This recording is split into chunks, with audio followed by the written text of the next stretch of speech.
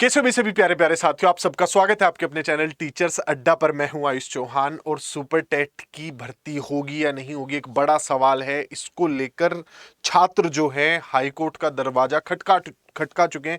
किन आधारों पर यह दरवाजा खटखटाया गया है सरकार से, किन आधारों पर मांग की जा रही है कि भर्ती जो है वो आनी चाहिए। भाई, भर्ती को लेकर अगर मैं बात करूं तो सरकार विधानसभा में भी ये कह चुकी है कि जो हमारे पास पद है, मैं एग्जैक्ट नंबर आपको बताता हूं, वो 5,80,000 है, जिसमें से 4,53,000 पद जो हैं ये नियमित अध्यापकों द्वारा भरे गए हैं।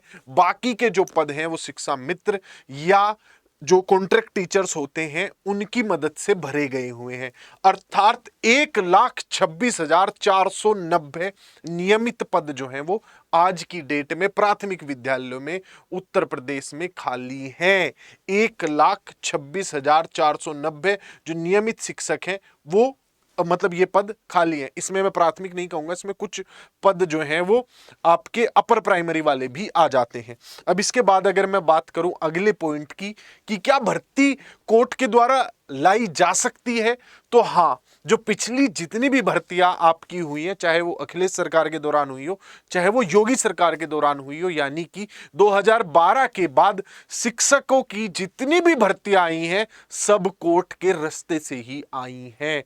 जितने भी वो शिक्षा मित्र वाली भर्तियां कन्वर्ट होके आई थी वो सारी की सारी कोर्ट के थ्रू आई हैं। और ये शिक्षा मित्रों वाली ही लगभग 25,000 वैकेंसीज आज भी बची हुई है। यानी कि जो सुप्रीम कोर्ट को वादा किया था सरकार ने कि हम इन शिक्षा मित्रों के पदों को नियमित कर देंगे, वो भी 25,000 पद खाली हैं। और उसके अलावा भी अभी लगभग 1,25,00,000 पद जो हैं वो शिक्षा मित्रों के द्वारा काम चलाया जा रहा है। पिछले वाले जो पद थे उन पर भर्ती इसलिए आई थी क्योंकि उन शिक्षा मित्रों को नियमित कर दिया गया था। तो सरकार ने कहा, मतलब कोर्ट ने कहा था कि इन नियमित पदों को जो आपने नियमित कर दिया है शिक्षा मित्रों को, इन पर आप वैकेंसी निकालिए और शिक्षा मित्रों को भी मौका दीजिए और बाकी छात्रों को भी, तब भर्ती होनी चाहिए। तो वो तो तब हुई थी। बाकी शिक्षा मित्रों से सरकार काम चला सकती है, जब तक चलाना चाहे चला सकती है, बस उन्हें नियमित नहीं कर सकते। तो सुप्रीम कोर्ट तो भर्ती लाया था उन्हें नियमित करने के कारण से। इस बार हाईकोर्ट किस वजह से भर्ती का आदेश दे सकता है और सरकार को यह मानना पड़ेगा, उसके पीछे कारण है आरटीई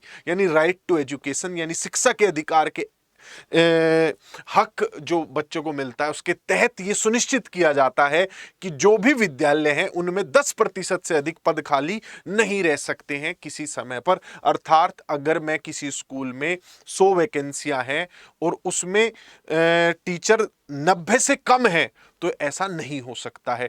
सिर्फ 10 सीट तक खाली रख सकते हैं आप, ऐसा नहीं है कि ज्यादा सीट खाली हो जाए। इसका उदाहरण भी यहां पर दिया गया है। कई जिलों में जो है 25% तक नियमित पद जो है वो रिक्त हैं। उदाहरण के तौर पर मैं आपको गोरखपुर, जहां से योगी जी आते हैं, हमारे मुख्यमंत्री साहब जहां से आते हैं, वहीं की मैं आपको बताऊं तो 13,000 में से लगभग 4300 पद ऐसे हैं जो खाली हैं, रिक्त हैं, वहां पर शिक्षक ही नहीं है। तो 13,000 का अगर हम 4300 को देखें तो लगभग 25% आता है। तो ये आरटीई यानी शिक्षा के अधिकार का सीधा सीधा उल्लंघन है। ये उन छात्रों के भविष्य के साथ खिलवाड़ है जो कि इस आस में रहते हैं कि हमें जो पढ़ाई करनी है वो, उसके लिए हमारे पास एक ही तरीका है और वो है सरकारी स्कूल।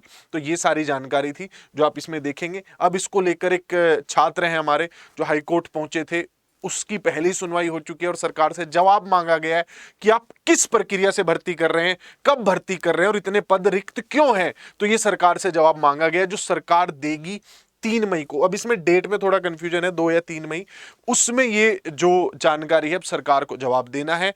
हाई कोर्ट सरकार को नोटिस दे चुका है इस चीज को लेकर कि बताइए आप भर्ती प्रक्रिया को लेकर ये इतने पद रिक्त क्यों हैं। अब मैं ये वाली लाइन आपको एग्जैक्ट कोट कर देता हूं।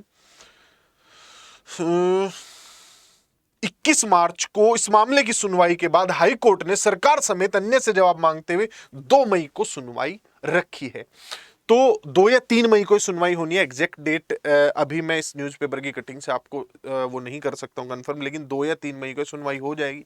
तब देखते हैं सरकार क्या कहती है और मुझे लगता है 90% उस दिन क्लियर हो जाएगा कि सरकार की भर्ती की मंशा है या नहीं है। लेकिन उत्तर प्रदेश में सभी सरकारों का बड़ा टेढ़ा रवैया है भर्तियों को लेकर।